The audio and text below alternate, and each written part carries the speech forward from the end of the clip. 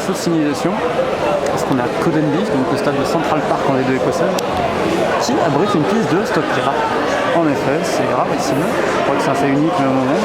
Alors là, c'est Dominique Malonga qui a la balle, le franco-congolais, formé à Monaco. Donc Tiberium joue en blanc, c'est les verts à la base d'Édimbourg, le quartier de Leith, vers le front de mer. Alors sur moi j'ai les deux écossaises, un descendu l'année dernière. Et donc ils mènent 2-0, on est à la mi-temps là. Alors j'ai tourné une vidéo en première période, je sais pas si c'est laquelle je vais vous mettre, là c'est en deuxième période. Donc. Ils mènent 2-0. Je suis dans la tribune, la Holstein avec les fans de Codenbeath. Ça chante un peu, ça se trouve. On va essayer de prendre le corner.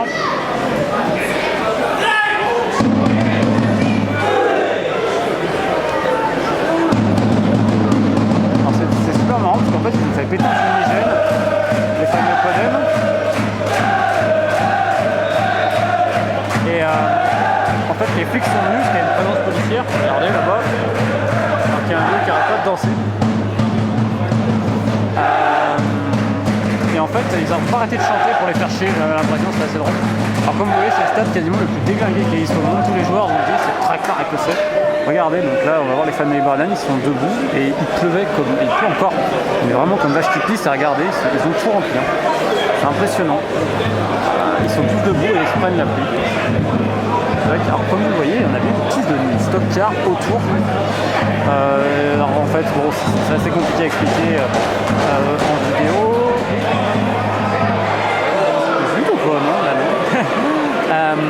Alors vous voyez, il y a des grands poteaux au milieu, c'est exceptionnel. Regardez, il y a un trou là, ça passe, enfin c'est du jamais vu ce stade, c'est incroyable.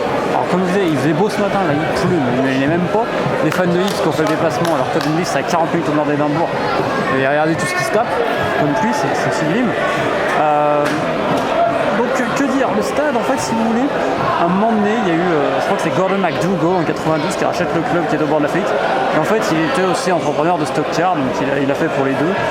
Et en fait le stock car maintenait le club en vie même. Et alors on a une belle occasion là. Celui qui a tiré c'est Cummings le jeune, il y a des chances. Alors quoi d'ailleurs, Jason Cummings a marqué en première période, c'était lui. Et le speaker s'est trompé, il a fait Jason Collins. Et puis non, Jason Cummings, enfin, c'est n'importe quoi. Vraiment n'importe quoi.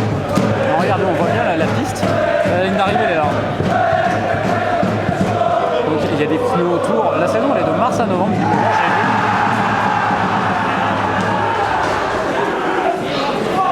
Ça je pense que s'ils ont gueulé, ça veut dire que le rival Dunfermline qui est en première mi-temps il prend la qu'est-ce que je disais? Oui, alors oui, la piste. Et une fois, Anthony Andro de la Hamilton me disait qu'il avait fini le match. Et en fait, il y avait les bagnoles qui les pressaient pour sortir, quoi. Qui tournaient autour, etc. Enfin, c'est n'importe quoi. Et ici, petit temps qu'il y a ce mec là, je suis droit passé. Ça en est drôle, là, il y a une petite tribune de presse, comme vous pouvez le voir. C'est vraiment vieux, là, regardez les choses que vous voyez, c'est vraiment du bois vrillé. Encore, j'ai déjà vu pire. Mais alors, vraiment, l'état du stade est dehors, mais c'est. Vous imaginez même pas. Enfin, je vous montrerai avec les photos que j'ai essayé de prendre. C'en est vraiment comique. Là, Codenbeath, donc on peut le voir dégager. Codenbeath, c'est un club semi-pro, on le rappelle. Ils sont 3 semi-pro en D2 écossaises à l'OA de Martin et Codenbeath. Donc ça se sent. Ça se sent. Regardez par exemple, là, allez, on va le montrer. Chudus Onyenga, qui a joué en 6ème division anglaise par exemple. Alors, côté là. Il est prêté par Dundee United d'ailleurs. Voilà, regardez, il y a plein de l'ambiance, il y a 2500 personnes aujourd'hui. Codenbeath, c'est une petite ville de 40 minutes à Édimbourg, comme je l'ai dit. Il y a pas mal de rivaux dans le coin, il y a Dunfermline notamment. Il y a Raith Rovers, c'est ma ville de Kirkcaldy. Raith est en D2 aussi. Rennes un peu de tout. Alors excusez-moi, j'ai été un peu de retard. On a fait cet au but de Dominique Malonga. Je mets beaucoup de but. Donc voilà, Codenbeath, c'est la survie. Pour eux, d'avoir les Rangers hors titre, c'est niveau financier, c'est un boost incroyable. Vous imaginez même pas, je crois que c'est 300 000 livres. Ils ont prévu de rentrer en plus. 300 000 livres, c'est juste colossal en D2 écossaise quand vous avez des gars qui touchent 250 pounds par semaine. Des fois moins.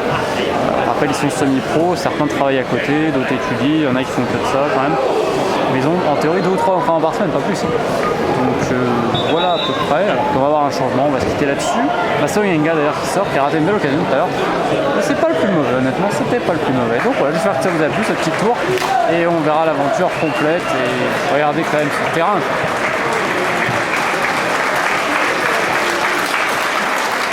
Innovation pour une ligne.